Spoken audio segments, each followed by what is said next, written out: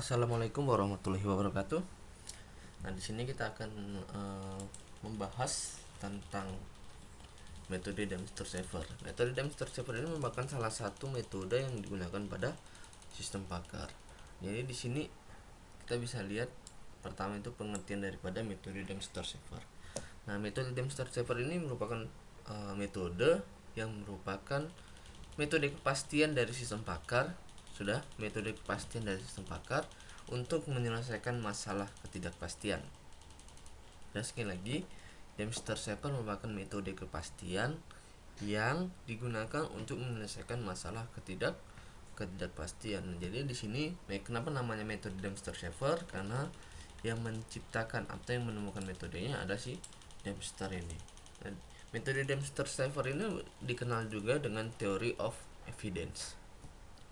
Jadi Dempster Shaver ini juga dikenal sebagai theory of evidence. Yang dimana theory of evidence ini menunjukkan suatu cara untuk memberikan nilai keyakinan dari fakta yang dikumpulkan. Secara umum Dempster Shaver ini ada 3 persamaannya. Sudah ada 3 persamaan, nanti kita bisa lihat. Jadi untuk umumnya intervalnya itu ada belief dan juga plausibility. Jadi dia berdasarkan dengan nilai belief dan juga nilai plausibility, kemudian nilai mass functionnya. Belief itu adalah, sini kita bisa lihat kekuatan terhadap evidence. Evidence itu adalah bukti. Jadi di sini kalau kita berbicara bukti, berarti di sini adalah gejalanya. Jadi untuk nilai belief itu di antara 0 sampai dengan 1. Jika 0 berarti tidak ada evidence-nya, sedangkan 1 berarti evidence-nya adalah pasti. Nah, di sini ya, seperti saya bilang tadi, rumus yang pertama adalah persamaan pertama adalah belief dan juga evidence. Nah, jadi belief dan juga plausibility. Nah, di sini dikatakan belief adalah ukuran kekuatan evidence. Seberapa besar kita yakin, seberapa besar kita percaya terhadap gejala atau bukti yang mendukung suatu himpunan. Jika bernilai 0 dia mengindikasikan bahwa tidak ada evidence, dan jika bernilai 1 menunjukkan adanya kepastian. Nah, kemudian plausibility. Nah, jadi di sini nilai plausibility itu didapatkan setelah kita mengetahui nilai belief. Nah, biasanya nilai belief itu diberikan oleh orang pakarnya. Sudah, biasanya nilai belief itu adalah diberikan oleh seorang pakar. Maksudnya gimana? Sebagai contoh, ada sebuah penyakit dan ada gejala-gejalanya. Nah, kemudian dari gejala-gejalanya itu seorang pakar akan memberikan nilai seberapa besar tingkat keyakinan jika seseorang tersebut mengalami gejala A akan mengidap penyakit A tersebut. Nah, jadi di sini plausibility kebalikannya. Kenapa kebalikannya? Karena plausibility didapat dari 1 dikurang dengan nilai belief. Seandainya nilai beliefnya adalah 0,6, jadi nilai plausibility-nya adalah 0,4. Kenapa? Karena di sini pada persamaan yang kedua, untuk mencari nilai plausibility-nya adalah 1 dikurang dengan nilai belief. Nah, di sini pengertian dari plausibility adalah logis. Dalam logis adalah sesuatu yang masuk akal. Sudah, logik di sini adalah sesuatu yang masuk akal atau ukuran ketidakpercayaan terhadap evidence atau gejala. Ya, karena balik lagi ya, gejala itu kan dengan nilai seperti itu kan masih sesuatu yang tidak pasti. Sudah, sesuatu yang tidak pasti. Jadi sini balance-nya adalah suatu logisnya ukuran ketidakpercayaan terhadap evidence, bukti ataupun gejala yang ada. Jadi sama, jika dia bernilai 1 maka mengindikasikan bahwa tidak ada kepastian. Plausibility-nya juga bernilai 0 sampai dengan 1. Sudah, tadi terbalik ya. Jika pada belief jika benar 0 maka tidak ada evidence. Maka kalau dia pada plausibility jika bernilai 1 maka tidak ada kepastiannya. Kalau pada belief jika bernilai 1 adanya kepastian, sedangkan pada plausibility jika nilainya 0 maka di sini memiliki kepastian. Sudah, kemudian setelah belief ini juga ada namanya frame of disagreement atau dinotasikan dengan ini, simbol ini. Simbol ini juga disebut dia sebagai himpunan kosong.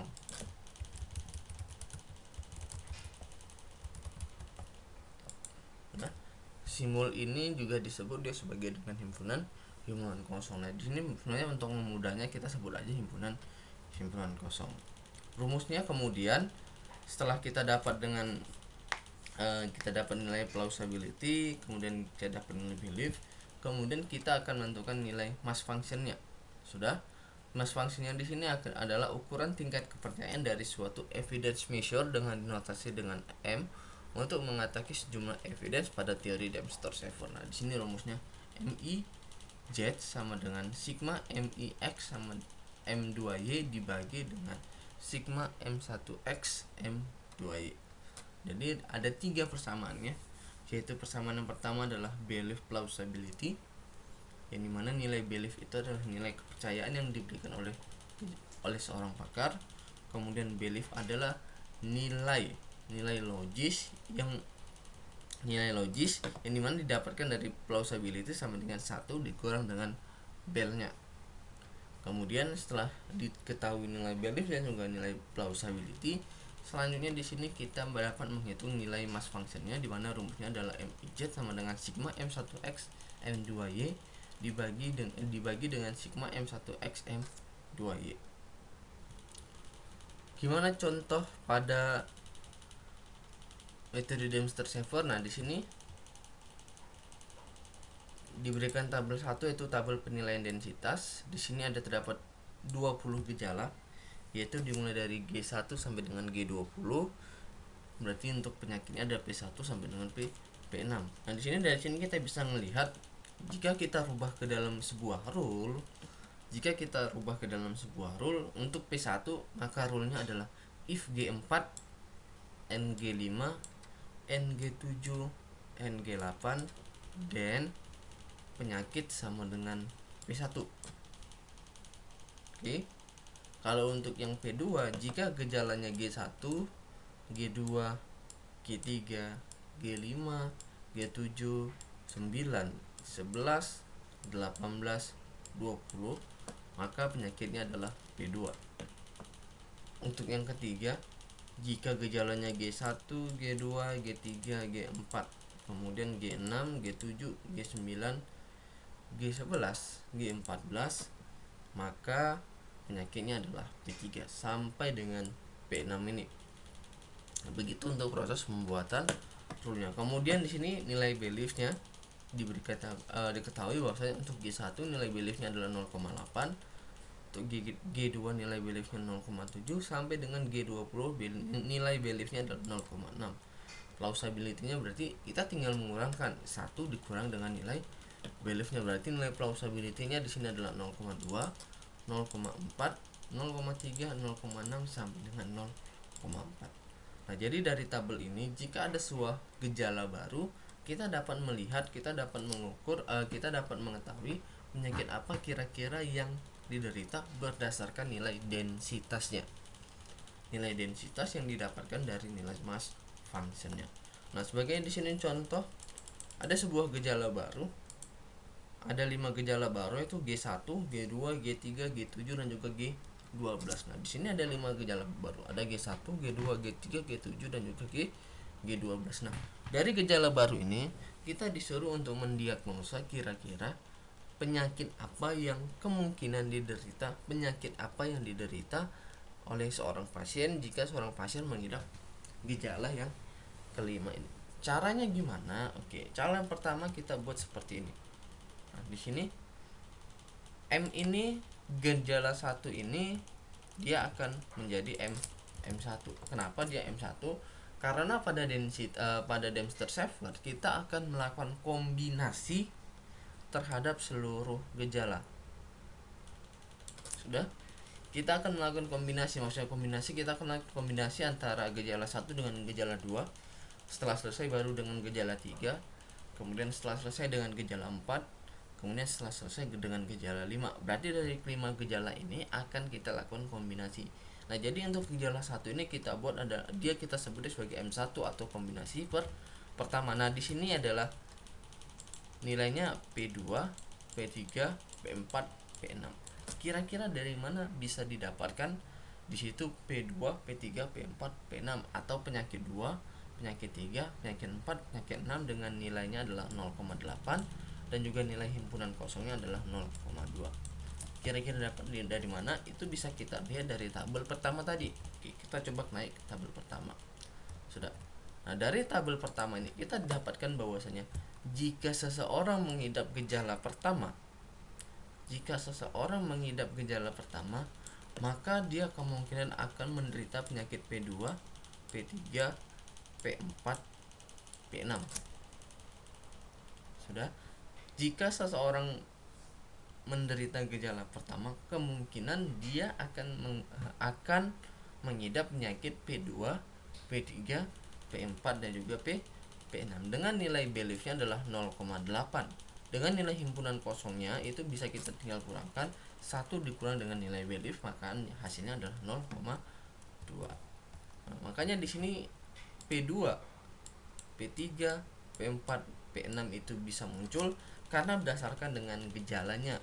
Kenapa ya? Balik lagi, gejala G1 tadi itu akan memungkinkan orang terkena penyakit P2, P3, P4, P6. Nah, kemudian setelah itu untuk yang G2, di sini muncul P2, P3, P6 dengan nilainya adalah 0,6. Kemudian nilai himpunan kosongnya adalah 0,4. Dari mana? Ya balik lagi, itu bisa kita lihat dari tabel yang 2 tadi. Oke, kita lihat gejala 2, G2 tadi. Sudah? Nah, G2 di sini bisa kita lihat jika seseorang terkena gejala G2 atau mengidap penyakit gejala G2 ini, maka kemungkinan pasien akan mengidap penyakit P2, P3, P6 dengan nilai beliefnya adalah 0,6. Sudah, berarti nilai himpunan kosong tinggal kita kurangkan 1 dikurang 0,6, maka hasilnya adalah 0,4. Oke. Nah, jadi nilai G2 ini nantinya akan kita sebut dia sebagai M2. Nah, di sini sudah ada M1 dan M2, maka selanjutnya kita mencari kombinasinya antara M1 dengan M2. Kombinasi antara M1 dan M2 di sini akan kita sebut dia sebagai M3. Nah, di sini kita akan mencari nilai densitas untuk M3. M3. Kita masukkan dulu M1-nya. Kemudian kita masukkan himpunan kosongnya. Kemudian di sini kita masukkan M2-nya, kita masukkan himpunan kosongnya. Nah, kemudian di sini kita akan melakukan perkalian. Berarti nanti kita M1 kita kalikan dengan M2, M1 kalikan M2 yang himpunan kosong. Begitu juga dengan ini yang M1 himpunan kosongnya ini akan kita kalikan dengan M2-nya, kemudian kita kalikan dengan himpunan kosongnya. Nah, kemudian di sini berarti kita akan mengalihkan terlebih dahulu 0,8 dikali 0,6. Hasilnya adalah 0,48. Nah, kemudian di sini P2, P3, P4, P6, P2, P3, P6. Nah, hasilnya di sini adalah P2, P3, P6. Kenapa? Nah, karena ibaratnya kalau sebuah irisan, oke, kita gambar sebuah kalau irisan itu akan diambil ketika ada 2 buah himpunan. Sudah ada 2 buah himpunan seperti ini. Sudah, bisa kita anggap ini titik-titik-titik, ini titik-titik-titik. Nah, jika sifatnya sama seperti ini, inilah yang akan kita ambil. Nilai inilah yang akan kita gunakan. Kenapa? Karena dari himpunan 1 dan himpunan 2 ada beberapa nilai pada himpunan tersebut yang sama, maka nilai itu yang kita ambil. Nah, di sini untuk cara lebih mudahnya kita ngelihat aja dari M1 dan M2 ini manakah penyakit yang muncul bersamaan. Nah, di sini yang muncul adalah P2, P3, P6. Di sini juga P2, P3, P6. Maka hasilnya di sini adalah P2, P3, P6. P4-nya gimana? P4-nya ini jadi dihapus. Kenapa? Karena P4 ini tidak muncul pada M2-nya. Kemudian di sini kenapa tiba-tiba M1 dikali dengan himpunan kosong P2, P3, P4, P6-nya? Cara mudahnya gini, himpunan kosong ini kita anggap nilainya adalah 1. Jadi berapapun dikali 1 maka hasilnya itu sendiri gitu. Berapapun dikalikan dengan 1 maka dia hasilnya adalah itu sendiri. Jadi di sini 0,8 dikali dengan 0,4 berarti sini adalah 0,2. Berarti kita kalikan aja P2 P3 P4 P6 dikali himpunan kosong, hasilnya tetap sama gitu. Ada himpunan, kita kalikan dengan himpunan, tetapi himpunannya itu tidak ada. Sebuah himpunan kita kali dengan himpunan, tetapi himpunannya itu tidak ada, ya otomatis himpunan itu adalah sendiri ya. Contoh seperti ini gitu, ada sebuah himpunan ini ada nilai-nilainya, kita akan kalikan dengan himpunan lain gitu, himpunan kedua, tetapi masalahnya himpunan kedua itu nggak ada, ya otomatis dia hasilnya adalah yang himpunan nilai-nilai pada himpunan itu sendiri. Makanya di sini nilainya tetap P2, P3, P4, P6. Begitu juga dengan yang ini 0,2 dikali 0,6 hasilnya ada 0,12. Kemudian di sini M1-nya ada himpunan kosong dikalikan dengan yang M2-nya, berarti P2, P3, P6. Kemudian di sini himpunan kosong kali himpunan kosongnya hasilnya ada himpunan kosong, nilainya ada 0,08. Nah inilah 0,48, 0,12, 0,32, 0,008 itulah disebut sebagai nilai densitas atau nilai mass functionnya. Selanjutnya gimana? Nah selanjutnya di sini kita menggunakan rumusnya mass functionnya. Ya, berarti di sini hasil di sini nantinya akan menjadi nilai M3. Bukan lagi nilai M1, M2 atau himpunan kosong, tapi di sini nilainya menjadi M3. Nah, jadi untuk mencari nilai M3, nah di sini menggunakan rumus ini, sigma M1 M2 dibagi dengan sigma M1X. Nah, di sini 1 dikurang sigma M1X. Nah, kemudian di sini adalah 0,48 ditambah 0,2. Kira-kira dari mana kita lihat di sini? Di sini dikatakan bahwasanya kita akan menghitung nilai M3, P2, P3, P6. Kita akan menghitung nilai P2, P3, P6. Kita lihat di sini pada tabel kombinasi 3 ini P2, P3, P6 itu muncul 2 kali, yaitu di sini dan juga di sini. Tadi kan sigma berarti seluruh nilai. Sigma adalah seluruh nilai, berarti kita tinggal tambahkan 0,48 ditambah dengan 0,12. Makanya di sini dia kita tambahkan 0,48 ditambah 0,12, berarti di sini 1, kurang 0 itu hasilnya adalah 1, maka dia hasilnya adalah 0,6. Untuk yang di sini M3 yang P2, P3, P4, P6 itu sama 0,32. Kita lihat dari mana? Dari sini. Dapat 0,32. Dia tidak kita tambahkan lagi. Kenapa? Karena itu hanya muncul 1 kali pada tabel. Maka di sini ada 0,32 dibagi 1 kurang 0. 1 kurang 0 itu 1. 0,32 dibagi 1 hasilnya adalah 1.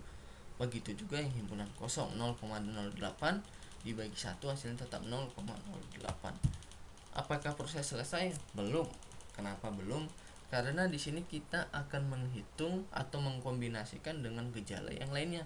Kan tadi di sini kita baru mengkombinasikan 2 buah gejala, yaitu gejala G1 dan juga G2. Selanjutnya kita akan mengkombinasikan dia dengan gejala G3. Yang dimana gejala G3 ini akan kita sebut dia sebagai M4. Nah, di sini kenapa G3 itu G3 itu P2, P3, P4, P6? Ya juga sama, kita lihat pada tabel ini. G2, G3 itu P2, P3, P4, P6. Nilai beliefnya adalah 0,7. Oke, sama 0,7. P2, P3, P4, P6. Kemudian di sini kita masukkan untuk nilai hasil kombinasi M3 tadi yang P2, P3, P6 0,6, kemudian P2, P3, P4 0,32, kemudian untuk himpunan kosongnya 0,08. Kemudian kita kalikan dengan yang ini nilai M4-nya P2, P3, P4, P6 0,7, kemudian himpunan kosongnya 0,3. Kemudian tinggal kita kalikan P2, P3, P6. Kita lihat aja dulu di sini mana yang sama. Berarti di sini adalah P2, P3, P6, maka di sini hasilnya adalah P2, P3, P6. Kemudian kita kalikan 0,6 dikali 0,7 hasilnya adalah 0,42. Kemudian setelah itu ya juga sama di sini P236 kali himpunan kosong hasil tetap P2, P3, P6. 0,6 dikali 0,3 hasilnya adalah 0,18. Kemudian P2, P3, P4, P6 dikalikan dengan P2, P3, P4, P6 hasilnya adalah tetap sama karena sama semua. Kemudian 0,32 dikali 0,7 hasilnya adalah 0,23. Kemudian sini juga kita sama hasilnya. Nah, di sini juga seperti itu.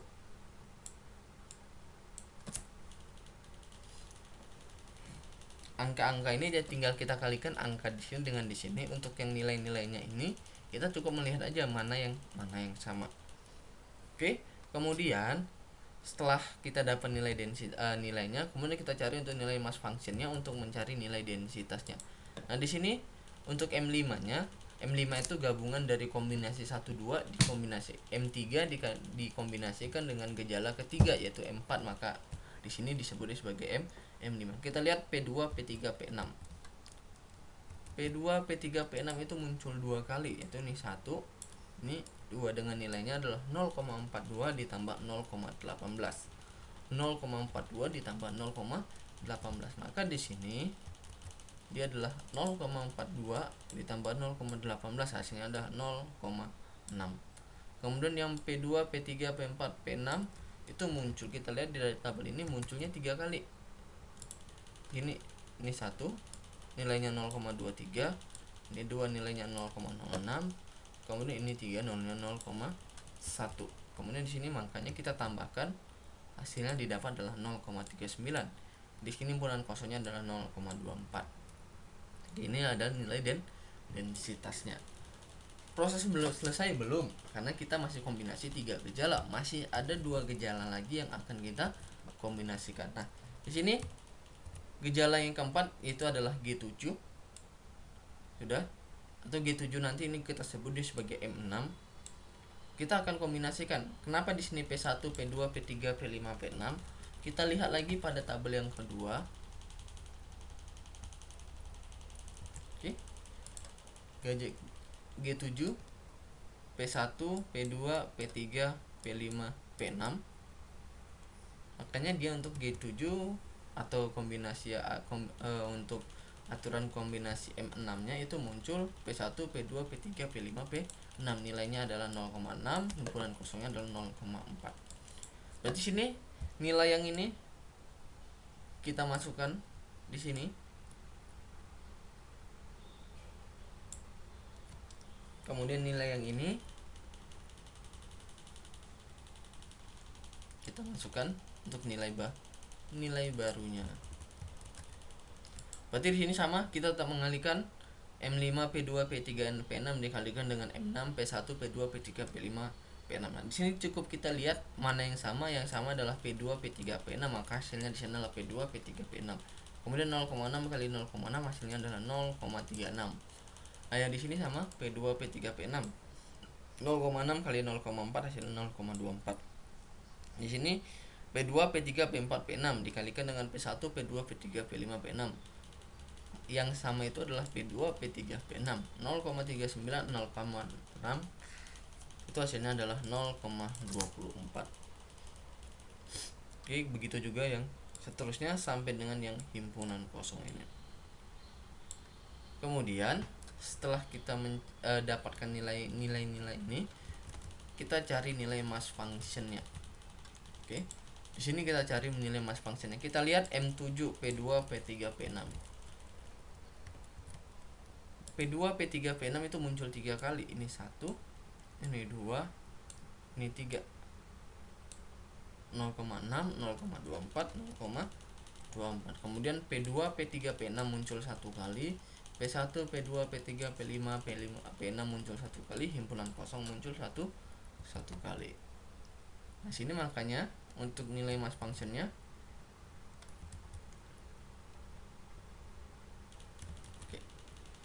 P2, P3, P6 itu muncul 3 kali tadi, 0,36 tambah 0,24 tambah 0,24. Kemudian sini untuk M7-nya P2, P3, P4, P6 itu munculnya ada 1 kali. Kemudian yang M7 yang P1, P2, P3, P5, P6 0,5 muncul 1 kali. Sedangkan yang M7 yang himpunan kosong itu muncul juga 1 kali. Kemudian proses belum berhenti, kita akan masuki proses yang terakhir, yaitu kombinasi pada gejala yang terakhirnya. Gejala yang terakhirnya adalah tidak nafsu makan atau G12. Nah, kita lihat kenapa P5, P6 ini muncul. Kita lihat pada tabel yang pertama. Di sini G12 dia P5, P6. P5, P6 dengan nilai beliefnya adalah 0,8. Berarti sini dia adalah aturan kombinasi ke-9. Kenapa 9? Karena tidak nafsu makan atau gejala 8 ini kita sebut dia sebagai dengan M8. Berarti kita masukkan nilai M7 yang tadi, yang 4 tadi, P2, P3, P6, P2, P3, P4, P6, dan P1, P2, P3, P5, P6 dan juga himpunan kosong. Kita akan kalikan dengan M8 dan juga himpunan kosongnya. Berarti kita kalikan dulu nih P2, P3, P6 dengan P5, P6. Kita lihat yang sama itu adalah P6. Begitu juga yang ini P2, P3, P4, P6 yang sama itu adalah P6.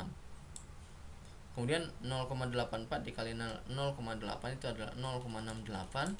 0,16 dikali 0,8 itu hasil 0,3. Kemudian sini P1, P2, P3, P5, P6 dikalikan dengan P5, P6 hasilnya adalah P5, P6. Ya begitu juga dengan yang lainnya.